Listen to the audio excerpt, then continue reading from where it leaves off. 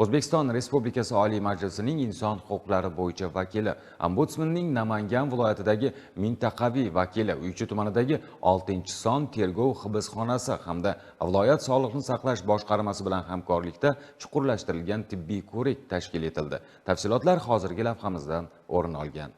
Aytish kerakki, keyingi yillarda mazkur tergov hibsxonasida saqlanayotgan shaxslar va ularning oila a'zolari, yaqinlari uchun bir qator qulayliklar yaratildi. Xususan, fuqarolarning murojaatlari bilan ishlash, ona va bola xonasi hamda kutish zallari qayta ta'mirlandi. Oziq-ovqat hamda turli buyumlarni olib kirishda tekshiriladigan maxsus zamonaviy uskunalarning faoliyat yuritishi xodimlar hamda aholiga bir qator qulayliklarni taqdim etmoqda. Shuningdek, tadbir ishtirokchilariga uzoq va qisqa muddatga uchrashuvga kelgan oilalar uchun yaratilgan maxsus xonalar haqida batafsil ma'lumotlar berildi. Tergov va advokatlar bilan uchrashuv xonasi, binoda gumonlanuvchilar uchun yangidan barpo etilayotgan kutubxona, oshxona, kasbga o'rgatish markazi hamda boshqa bunyodkorlik ishlari bilan yaqindan tanishlar. Jarayonda mazkur shaxslar bilan suhbatlashilib, ularning qiziqishlari o'rganildi. Qayd etish joizki, voyaga yetmaganlarning ta'lim olishi uchun yaratilgan imkoniyatlar barchada katta taassurot qoldirdi. Shundan so'ng mazkur tergov hibsxonasida saqlanayotgan 200 nafardan ziyod shaxslar, jumladan 24 nafar ayol, 176 nafar erkakka malakali shifokorlar tomonidan chuqurlashtirilgan tibbiy ko'rik tashkil etildi. Jarayonda ixtisoslashtirilgan tibbiyot markazlarining 10 dan ortiq yo'nalishdagi shifokorlari, xususan terapevt, okulist, xirurg, lor, kardiolog, urologlar zarur maslahatlar berdilar. Yurak-qon tomir, ultratovush diagnostikasi xizmatlari ham ko'rsatildi. 8 nafar shaxsga asab tizimi kasalliklari, 10 nafarda yurak-qon tomir, 4 nafarda ko'z, 28 nafarda urologik, 17 nafarda endokrinolog, 115 nafarda boshqa kasalliklar aniqlanib, sog'lomlashtirish rejasi tuzildi. Kunning ikkinchi yarmida Ombudsmanning Namangan viloyatidagi mintaqaviy vakiliga kelib tushgan ariza va shikoyatlar qutisi ochildi. Undagi 4 ta murojaat bo'yicha yakka tartibda suhbatlar tashkil etildi.